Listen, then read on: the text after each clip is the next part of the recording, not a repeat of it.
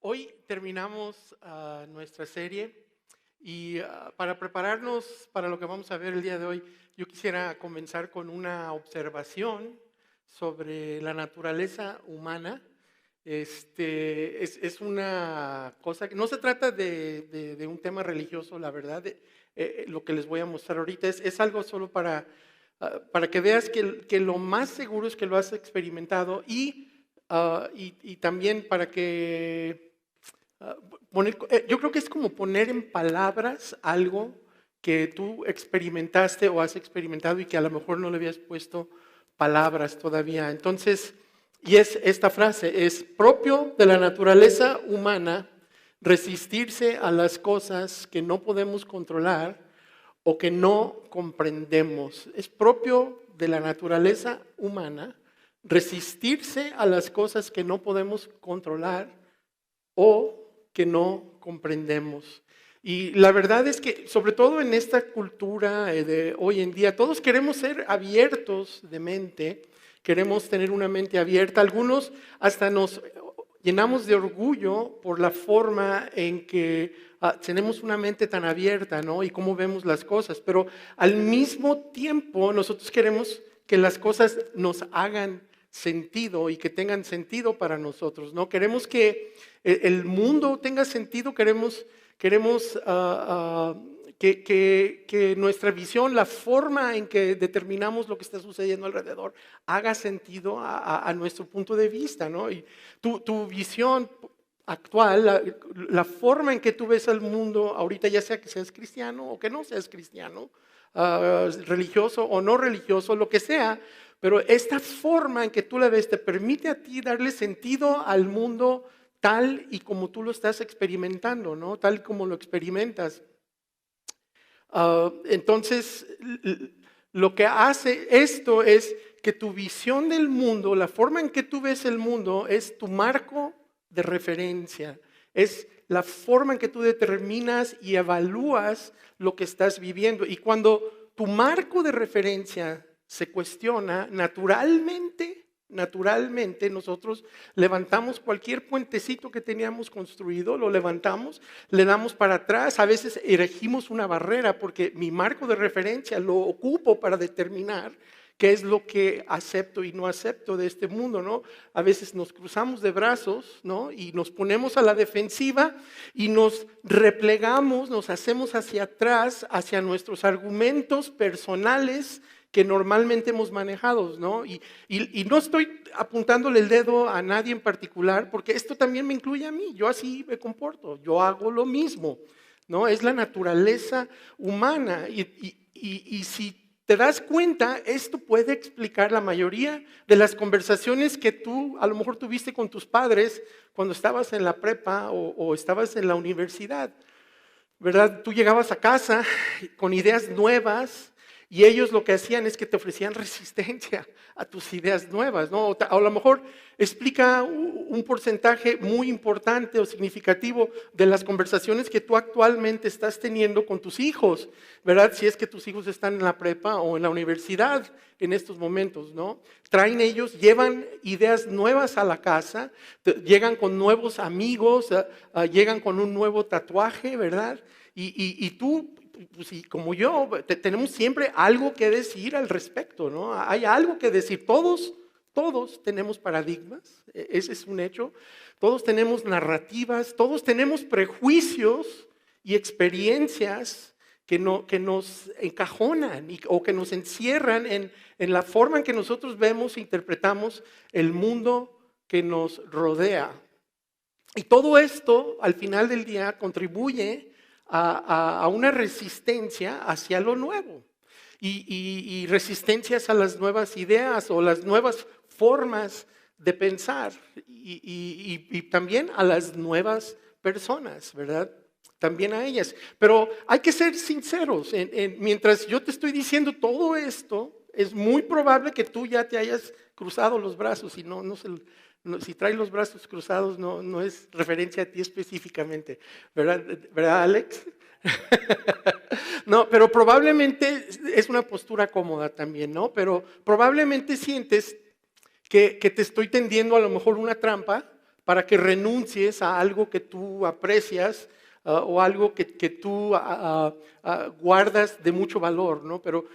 Y yo me sentiría igual si estuviera sentado allí en tu lugar o aquí en la iglesia o en el auditorio o en casa, igual, pero es que, ¿sabes por qué? Porque es propio de la naturaleza humana resistirse a las cosas que no podemos controlar o que no comprendemos. La naturaleza humana se resiste a todo lo nuevo, sobre todo si entra en conflicto con algo viejo y cómodo. Por eso es tan importante viajar y leer ampliamente. Esto es un factor tan importante en tu vida, porque de lo contrario nos vamos a quedar atrapados en nuestro pequeño rinconcito del mundo y independientemente de en qué esquina hayas crecido, en una esquina o en otra, donde hayas crecido, eso puede ser limitante, ¿no? Y es limitante al final del día, porque limita cómo vemos el mundo y cómo interpretamos los acontecimientos. Y lo peor de todo es que nos limita cómo vemos y evaluamos a las personas. Esa es la parte más importante. Pero no es culpa tuya, no sé si ya te lo dije, pero lo que pasa es que es propio de la naturaleza humana resistirse a las cosas que no podemos controlar o que no comprendemos. Hoy vamos a concluir nuestra serie Cómo orar, oraciones maduras. Y la verdad es que muchos de nosotros crecimos, nos enseñaron a orar de niños, y aunque casi todo lo demás sobre nosotros creció alrededor de nosotros en algunos aspectos, en algunas formas, nuestras oraciones no crecieron junto con nosotros, ¿no? Lo que pedimos cambió, ¿verdad? Cuando oramos, pero cómo y por qué oramos sigue siendo exactamente lo mismo que cuando éramos niños. Y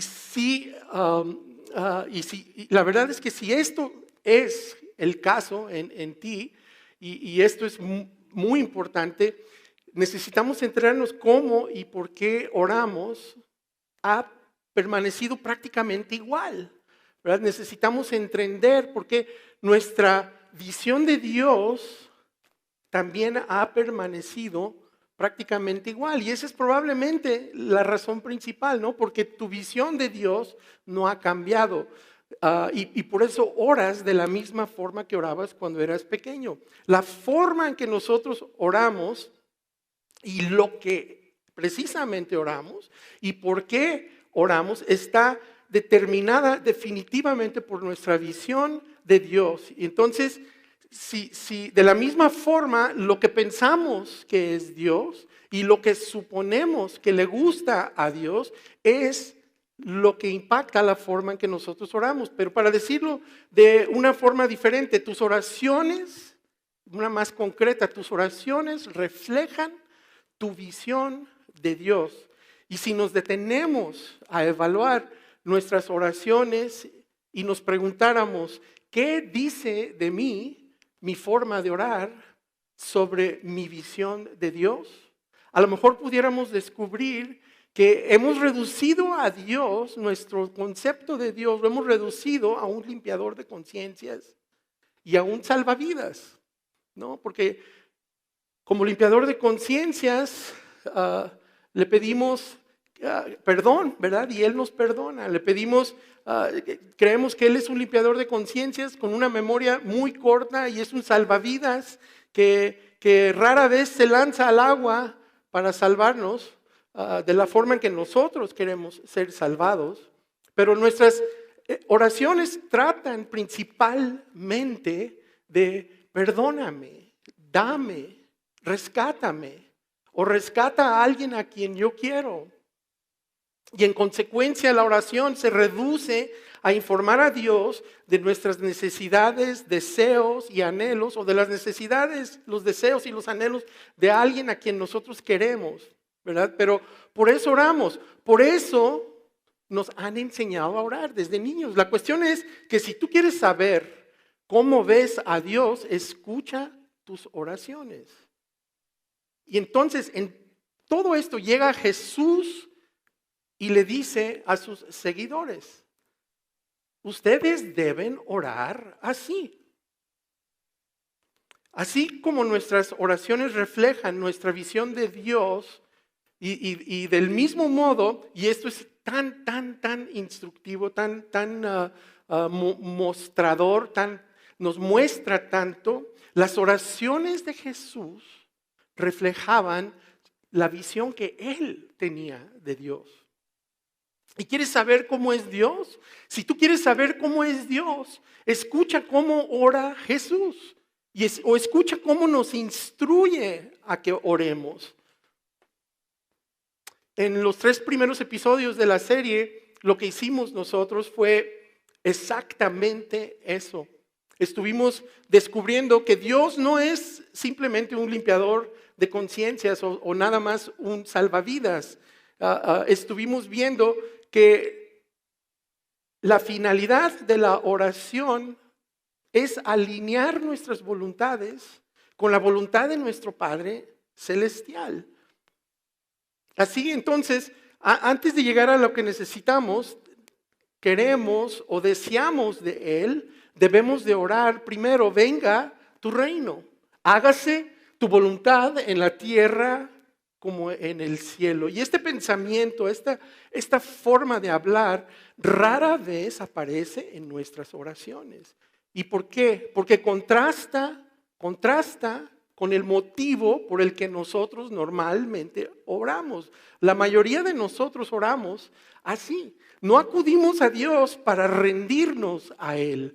Venimos a que nos perdone y que nos rescate porque no nos hemos rendido en el pasado para empezar, ¿verdad? Si hubiéramos estado rendidos, a lo mejor no tendríamos que ser tan rescatados. Para orar como Jesús nos ha enseñado a orar, tenemos que voltear y tenemos que ver a Dios y entender cómo es Dios y no como nos imaginamos que es o que era cuando estábamos creciendo. Nosotros crecimos creyendo que Dios era de una forma, pero para orar oraciones adultas necesitamos una versión adulta de Dios. Y la versión adulta de Dios es la versión que tuvo Jesús de Dios, la forma en que Él veía a Dios, porque Jesús vino a revelarnos al Padre y a mostrarnos cómo es Dios. Felipe, uno de los 12 apóstoles, él entendió precisamente que a eso había venido Jesús. Entonces, una noche él se sintió ya frustrado con Jesús esencialmente y voltea y le dice, oye, pues muéstranos al Padre. Ya basta de analogías y parábolas, ¿no? Y hay que recordar lo que le dice Jesús a Felipe. Luego le dice, pero Felipe, ¿tanto tiempo llevo yo entre ustedes y todavía no me conoces? El que me ha visto a mí ha visto al Padre. Entonces, en otras palabras, Felipe, nunca vas a estar tan cerca o más cerca de comprender cómo es Dios que yo. Entonces, ¿quieres saber cómo es Dios?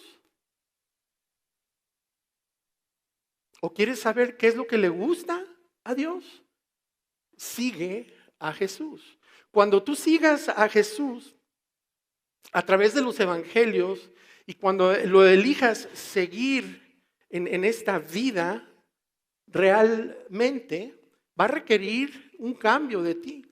Va a requerir un cambio y va a requerir que renuncies o que renunciemos a algunas suposiciones y quizá a cosas que nosotros hemos creído toda nuestra vida. Y esto es difícil porque,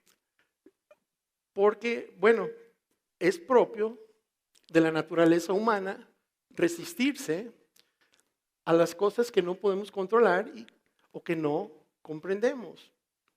Entonces, esto explica por qué los líderes del primer siglo se resistieron a Jesús, por qué ellos se opusieron tanto a él. Esta es la razón por la que casi todo el mundo en la audiencia del primer siglo malinterpretó a Jesús. Y esto es importante, ¿no? Porque aunque hasta el final estaban seguros de lo que habían entendido después de la resurrección, pero antes de esto no tan seguros. Y por esto Judas decidió traicionar a Jesús en el último momento. Y la verdad es que los otros 11 lo abandonaron. Lo abandonaron y ellos huyeron buscando salvar sus vidas completamente. Pasaron de ser seguidores a huidores en cuestión de minutos, pareciera ser. Pedro negó ni siquiera haberle conocido. Y esto es asombroso, porque este tipo de historia, este tipo de relato, este tipo de detalle dentro del histórico bíblico o de la historia bíblica es algo que nos confirma y nos debe de dar confianza en que los evangelios son relatos de hechos reales, porque ningún autor del siglo I se pondría, no solo inventaría esto, sino que si realmente sucediera, estuvieran más tentados a dejar afuera esa parte donde dejaron de seguir a Jesús. Pero lo pusieron ahí y nosotros podemos confiar en estas historias de los evangelios. Pero los discípulos en aquel tiempo y los seguidores de Jesús, ellos pensaban que sabían lo que Dios tramaba. Ellos pensaban y que entendían lo que Dios pretendía hacer, pero tenían que desaprender lo que ellos tenían en mente. Ellos tenían que madurar su concepto de Dios. Lucas nos dice que justo un día antes de que entraran en Jerusalén por última vez, Jesús vuelve a explicarles a los discípulos de nuevo y les dice lo siguiente, les dice: ahora vamos subiendo a Jerusalén, donde se cumplirá todo lo que escribieron los profetas acerca del Hijo del Hombre. En efecto, será entregado a los gentiles, se burlarán de él, lo insultarán, le escupirán y después de azotarlo, lo matarán. ¿Alguna pregunta para los discípulos? Y si hubieran estado ellos escuchando realmente lo que está diciendo Jesús, ellos hubieran respondido: ¿sabes qué, Jesús? Te voy a decir algo. La verdad, tú pásale derechito, yo no me apunté para esto, esta no era la cosa a la que yo me enlisté, dale para adelante. Pero le siguieron de todas formas, de todas maneras caminaron con él, y no porque eran valientes, porque nosotros sabemos que no fueron valientes, lo abandonaron eventualmente. Pero le siguieron de todos modos. Bueno, voy a dejar que Lucas les diga por qué lo siguieron. Los discípulos no entendieron nada de esto. Les era incomprensible, pues no captaban el sentido de lo que hablaba. El mensaje de Jesús no era borroso, no era un mensaje ininteligible, o sea que no podíamos escucharlo y entender las palabras. No era eso. Eran las expectativas mesiánicas que tenían ellos, los preconceptos de los discípulos y sus suposiciones les impedían oír, les impedían aceptar lo que Jesús estaba diciendo. Las suposiciones sobre Jesús estaban tan encajonadas, tan encerradas, que de hecho ellos dejaron fuera a Jesús. Lo dejaron fuera. No podían oír, no podían ver. ¿Por qué? Porque creían que lo sabían. Las narrativas con las que ellos se criaron sobre un reino restaurado y sus expectativas y sus experiencias de haber crecido bajo el dominio del Imperio Romano, les dieron a ellos una comprensión antigua y una comprensión muy limitada. Y en su mayoría esta comprensión era incorrecta de cómo funcionaba el mundo. Estaba llena de superstición la forma en que ellos veían todo, ¿no? Y todas estas cosas hacían casi imposible que ellos pudieran escuchar lo que Jesús decía o que dieran el futuro al que él estaba apuntando. Todas estas cosas los hacía difícil, era muy difícil para ellos aceptar que lo que Dios tramaba en su mundo no era lo que ellos creían. Ellos creían que lo sabían todo, ¿no? Pero no lo sabían. Creían que lo que sabían era lo correcto, pero estaban completamente equivocados. Y a lo mejor eran como tú y como yo, ¿no? Después de como 3 años de hablar y acampar con Jesús, imagínense esto nada más, después de 3 años de estar alrededor y bajo las enseñanzas de Jesús mismo, ellos siguen discutiendo quién de ellos va a ser el número 2 y el número 3 del gabinete de Jesús, ¿no? Unos días antes, cuando se enteraron de que una aldea samaritana, y esto es increíble, no estaba dispuesta a acogerlos durante la noche, ellos le piden permiso al maestro para hacer bajar fuego del cielo y destruir a todos los de la aldea. ¿Qué? Lee los evangelios y no hay manera de eludir el hecho de que no fue hasta después de la resurrección cuando las piezas finalmente empezaron a encajar para estos cuates, ¿no? Estos tipos. Pero aún después de la resurrección pasarían 20 años más. La conversión de Saulo, quien es Pablo, tuvo que haber un concilio eclesiástico en Jerusalén. Cientos de gentiles tuvieron que convertirse antes de que comprendieran por fin que Jesús había venido para todo el mundo, no nada más para los judíos, y que esta buena noticia y esta buena historia eran para todos. Entonces pasarían 20 años más antes de que aceptaran las implicaciones de su nuevo mandamiento o del mandamiento nuevo de Jesús. Por esto, por el amor, la gente sabrá que son mis seguidores. Pero al final lo entendieron. Y la verdad es que si tú eres seguidor de Jesús, esto debería de llenarte de preocupación. Debería darte una cierta inquietud y una gran dosis de humildad. Porque esto debería eliminar cualquier arrogancia teológica que tú pudieras tener. Gente que estuvo con el mismo maestro, Jesús, no veía lo que tenían que ver, no veían lo que él quería hacer y a qué había venido. Esto debería de hacer que todos nosotros nos preguntemos en qué nos hemos equivocado, en qué nos equivocamos con Jesús, dónde le hemos pasado por alto, dónde lo hemos olvidado o dónde le hemos malinterpretado. Y la verdad, ¿quién soy yo para pensar que lo tengo todo claro? Es mejor que nos levantemos todos los días y abordemos cada día de trabajo, cada relación, cada decisión con las manos y el corazón abiertos a la realidad de que solo sabemos lo que sabemos y hay mucho que no sabemos. Nosotros solo podemos ver lo que vemos y es posible que haya más por ver. Tomando prestadas unas palabras del profeta Miqueas del Antiguo Testamento, deberíamos determinar nosotros actuar con justicia, amar la misericordia. Y aquí está la grande.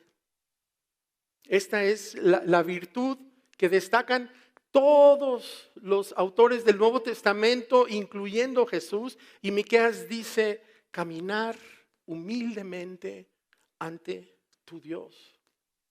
Según Miqueas, esto es prácticamente todo lo que el Señor exige de nosotros. Y no es de extrañar que también es lo que Jesús nos exige, porque es lo que Él hizo.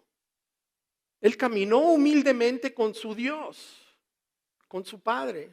Dijo, porque he bajado del cielo no para hacer mi voluntad, sino para hacer la voluntad del que me ha enviado.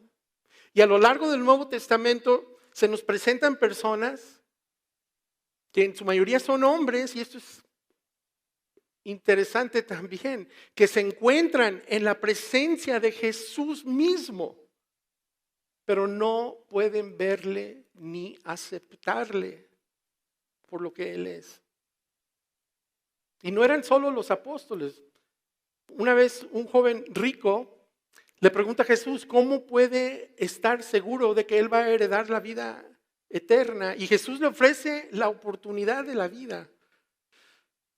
Le dice, vende todo lo que tienes y repártelo entre los pobres y tendrás tesoro en el cielo. Luego ven y sígueme. Y se trataba de una invitación, literalmente una invitación. Quiero que empieces a seguirme, que te unas a mi grupo. Y la implicación es esta: ¿quieres ver la vida eterna? No tienes por qué esperar. Sígueme ahorita a Jerusalén y vas a ver cómo se desarrolla el plan de Dios ante tus propios ojos.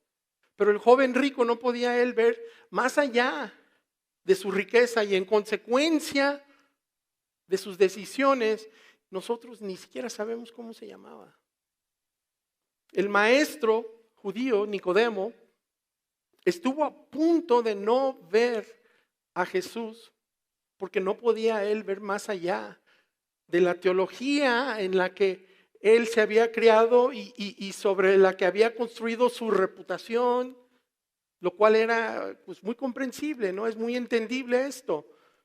Pero hace falta una enorme humildad para abandonar una idea, una agenda, una persuasión política o una perspectiva sobre la que has construido tu reputación pública. Es difícil poder ver o reconocer la verdad cuando amenaza nuestra posición o amenaza nuestra reputación o amenaza nuestros ingresos. Pero los fariseos, ellos no podían ver más allá de sus prejuicios hacia ciertos grupos y tipos de personas. Ellos con esos mismos prejuicios determinaron y determinaban que Jesús no podía venir de Dios. Mira nada más con quién se asocia, ¿no? Cuando ellos descubrieron que se había ido a la casa de Mateo, el recaudador de impuestos, eso, ni siquiera hay categoría de pecado para eso. No podían ellos conciliar sus afirmaciones y su comportamiento, ¿no? No podían juntar estas dos. Afirmaba ser Dios o ser de Dios, pero al mismo tiempo se asociaba con pecadores. Entonces, en otra ocasión, un fariseo que se llama Simón lo invita a Jesús a comer a su casa. Y estando ahí, Jesús, que es un rompedor de leyes, de oportunidad, sin hacer excepción de personas, ¿verdad? Jesús estando ahí en la casa del fariseo, lo que seguro confundió a la gente que despreciaba a los fariseos, porque había un grupo que los despreciaba.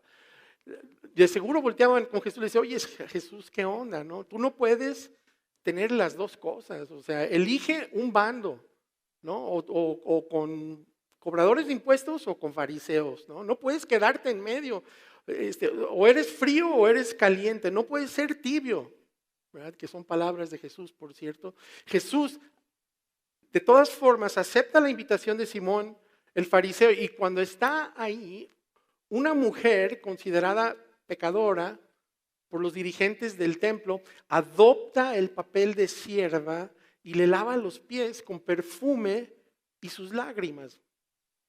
Y hay que tener en cuenta que en estos tiempos, en esta cultura, Una mujer podía ser designada pecadora por múltiples razones, por diversas y tontas razones.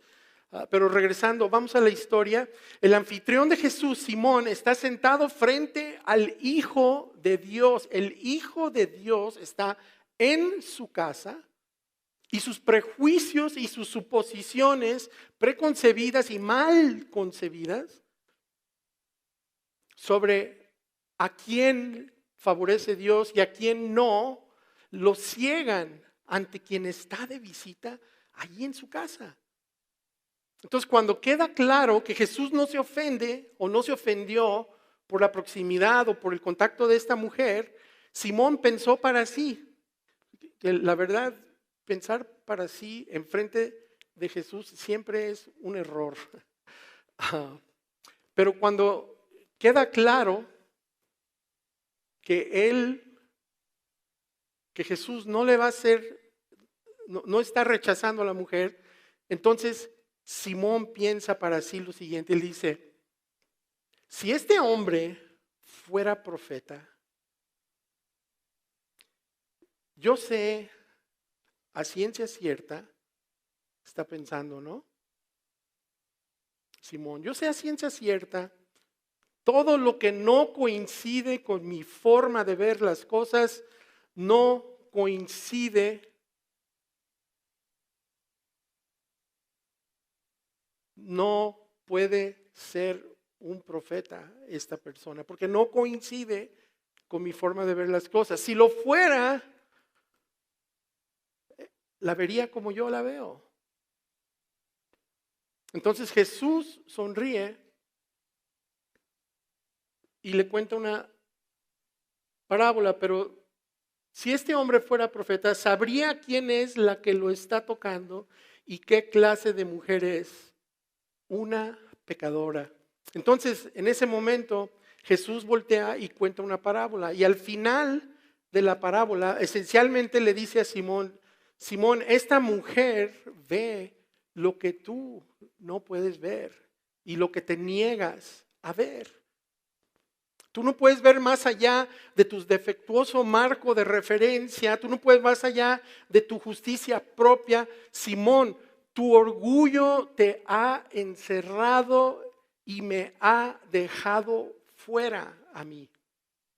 Pero esta mujer ve lo que tú no puedes ver porque reconoce su fracaso. Entonces me reconoce a mí.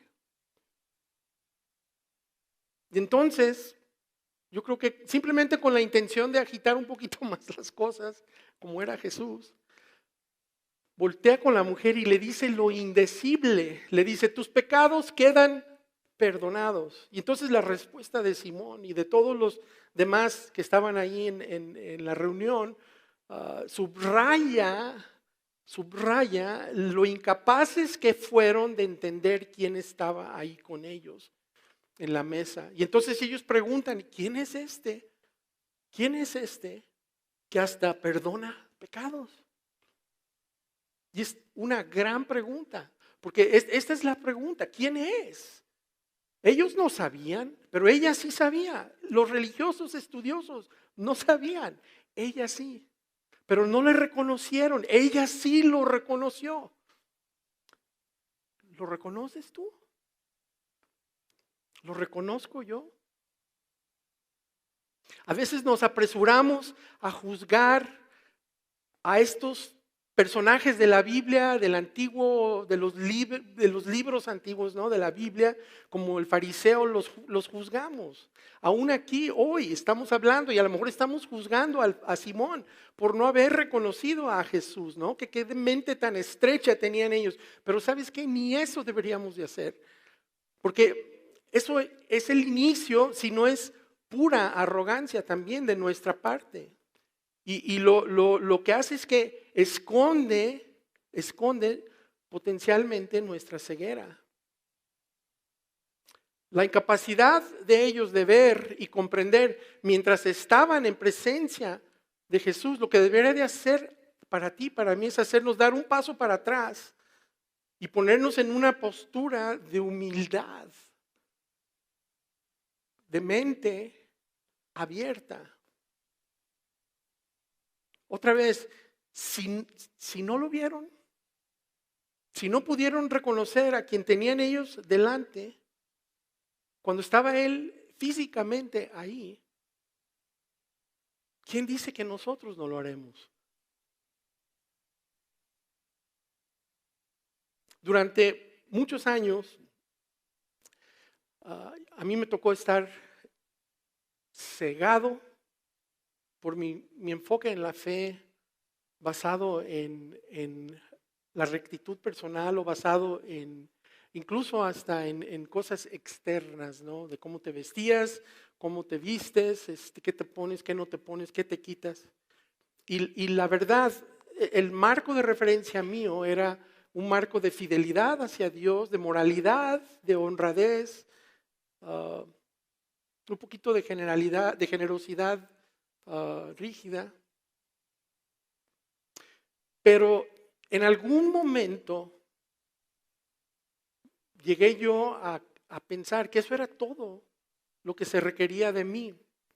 Mientras yo no me comportara, mientras yo me comportara dentro de este marco de referencia, mientras yo operara dentro de aquí, yo no tenía ninguna obligación hacia ti, ni ninguna obligación con mi prójimo.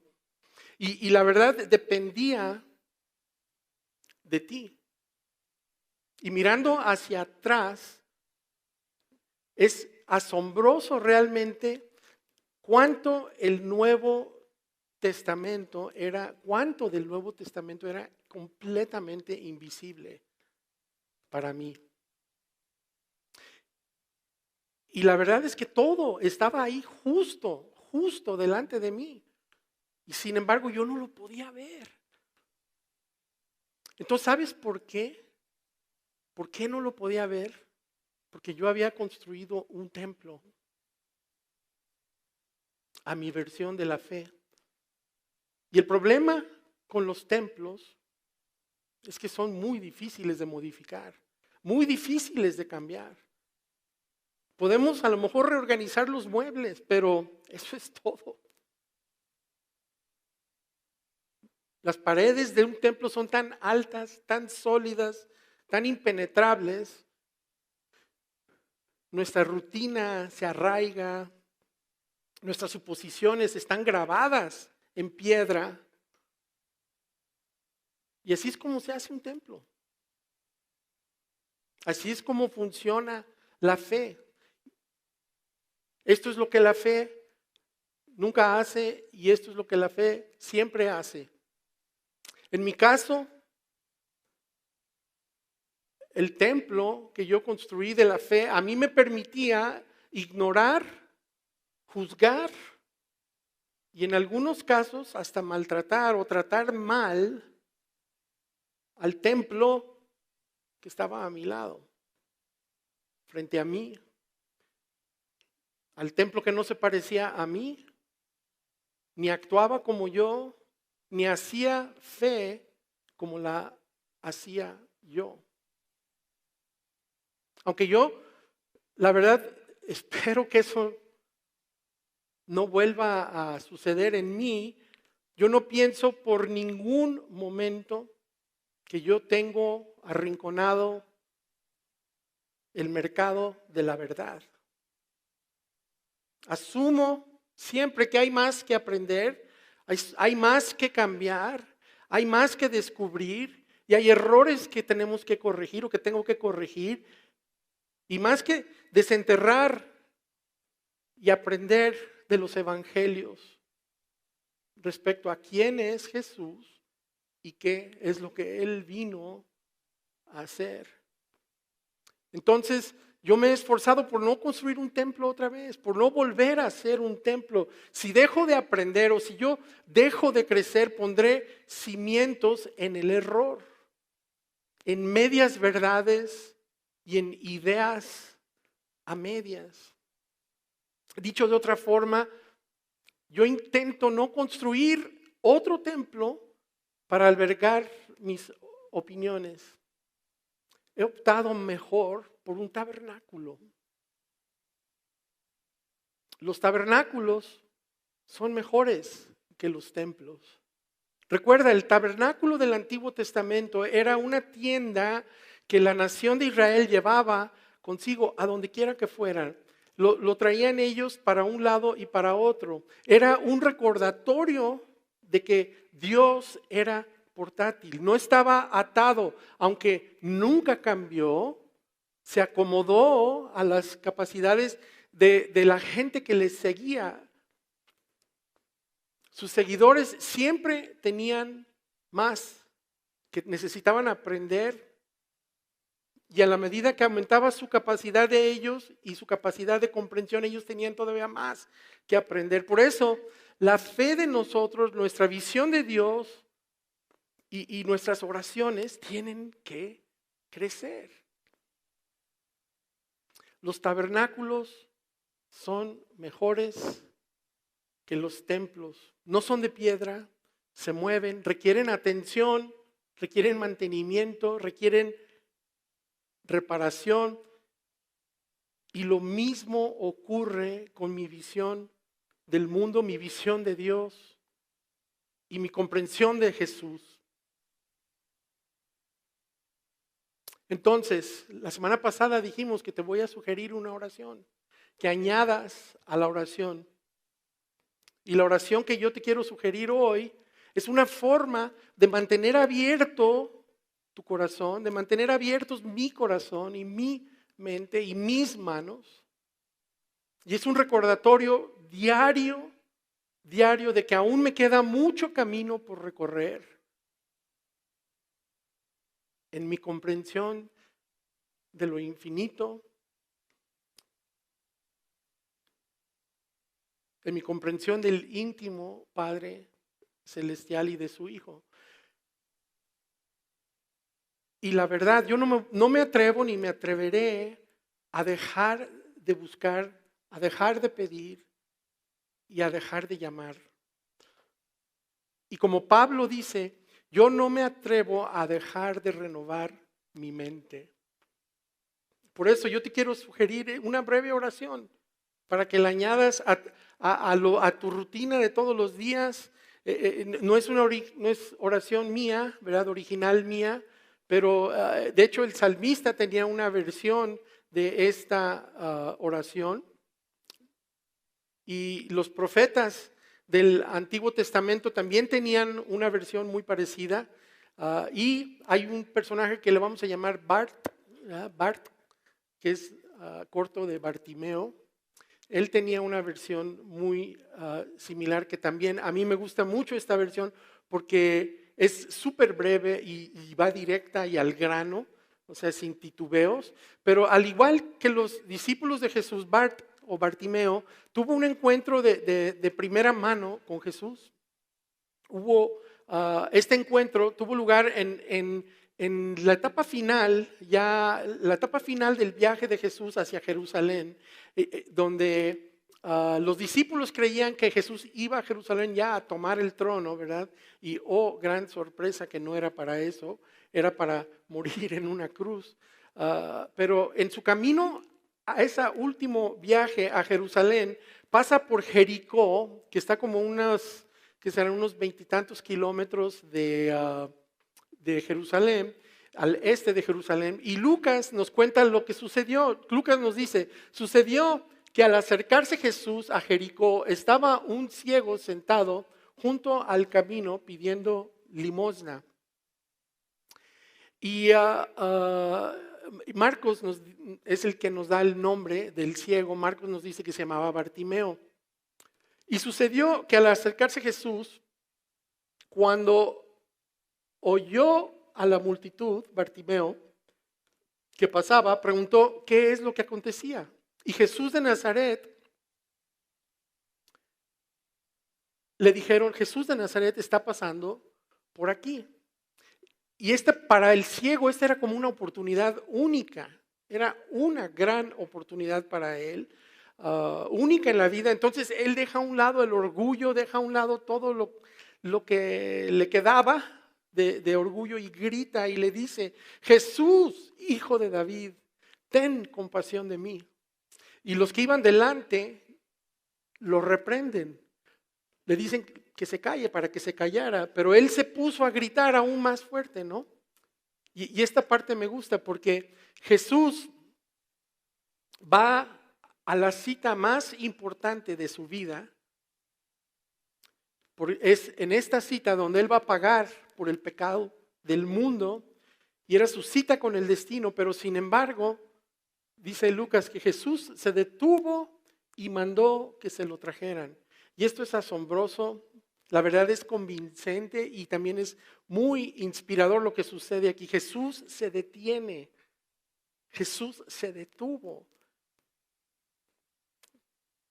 Cuando nosotros seguimos a Jesús, a veces también necesitamos detenernos. Y luego hace Jesús algo un poco gracioso, pero lleno de intención, con toda la intención del mundo. Le dice, ¿qué quieres que haga por ti? Y es una pregunta súper extraña, súper rara, para que alguien le haga a un ciego, sobre todo un Mesías sanador, ¿verdad? Pero tal vez Jesús lo pregunta no para preguntar lo obvio, a lo mejor Jesús le pregunta simple y sencillamente para el beneficio de los que estaban a un lado, ¿no? Los que estaban cerca. Y también quizá lo hizo por nosotros, para que supiéramos nosotros también.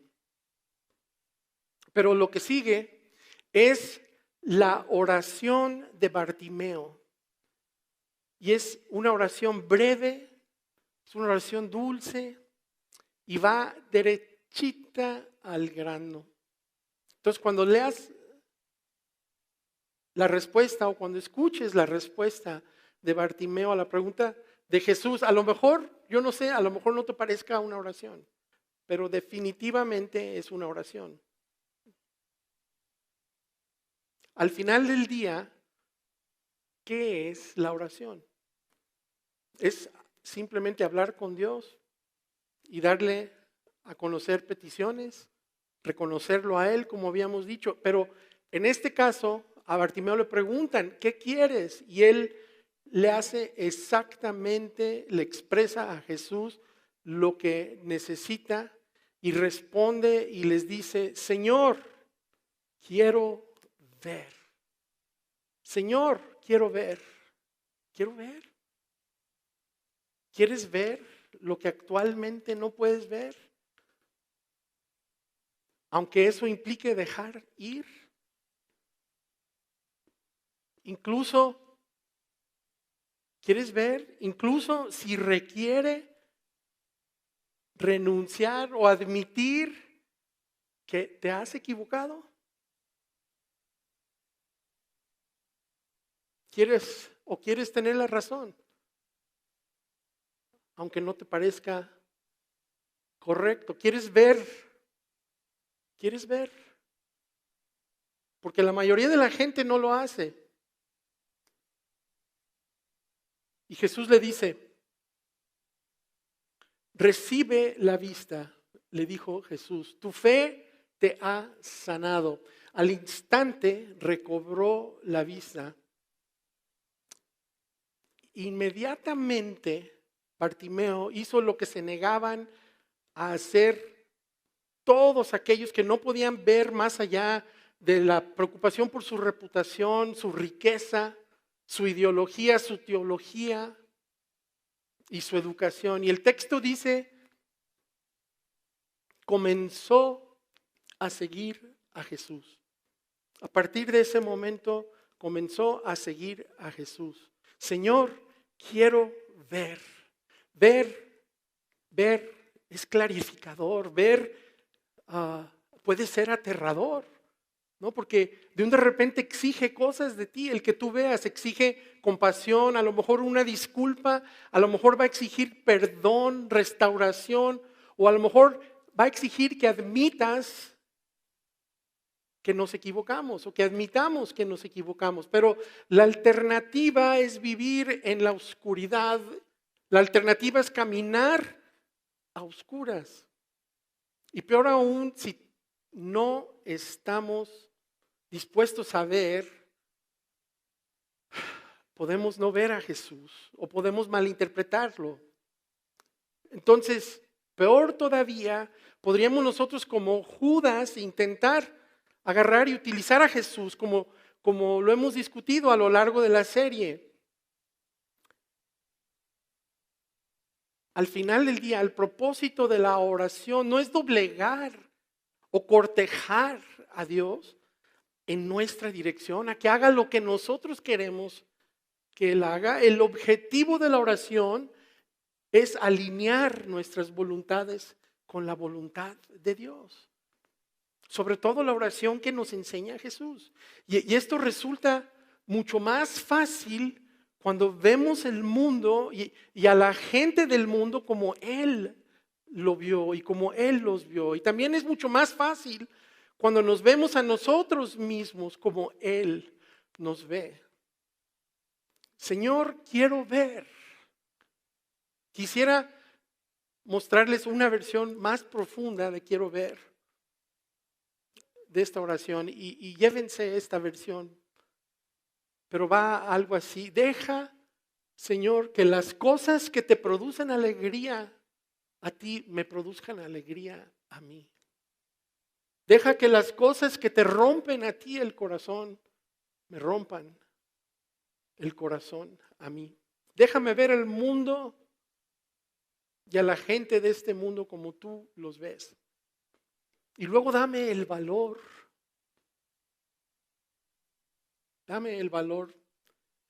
de responder de la manera adecuada. Señor, quiero ver.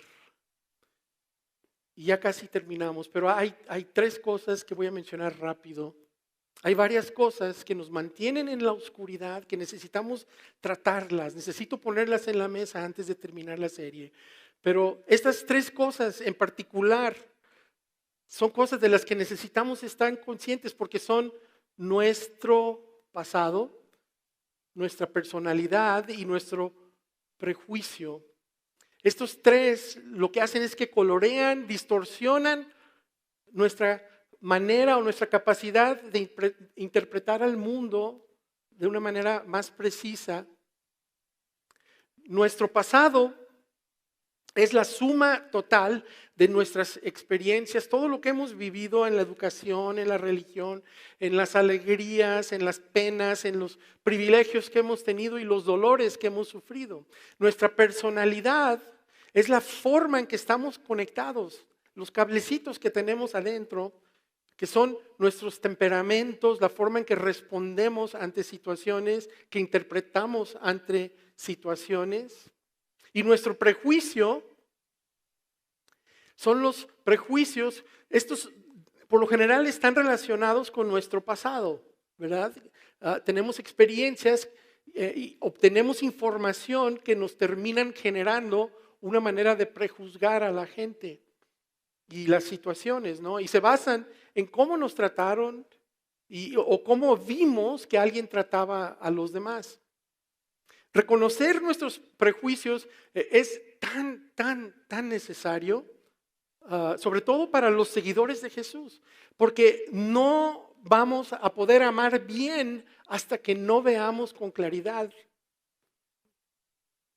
Necesitamos ver con claridad nuestro pasado, nuestra personalidad y nuestros prejuicios. Porque estos son los lentes a través de los cuales vemos e interpretamos a todo el mundo. Y en el contexto de la fe, ya para terminar, estos tres tienen potencial de crear una versión distorsionada de la fe, si no tenemos cuidado. Estos tres tienen el potencial de crear una versión no cristiana del cristianismo. Entonces, esta semana yo lo que quiero hacer yo te quiero retar a que ores la oración de Bartimeo y hazlo a la primera hora en la mañana, antes de levantarte o a lo largo del día.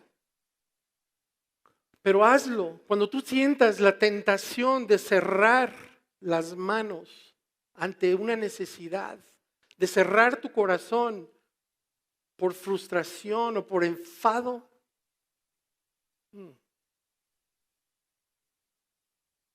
Cuando alguien de plano te saque de tu quicio o cuando estés preocupado o preocupada, asustado o asustada, o tentado o tentada. Di lo siguiente, por favor. Di: Padre Celestial, quiero ver. Ayúdame a ver como tú ves. Ayúdame a verle a Él, a verla a ella como tú lo haces. Ayúdame a ver como tú ves, para que yo responda de un modo y de una manera que a ti te honre. Permíteme ver más allá de mi pasado, de mi personalidad y de mis prejuicios. Padre, quiero ver. No quiero caminar en la oscuridad. No quiero construir un templo a un Dios que no existe. Padre, quiero ver.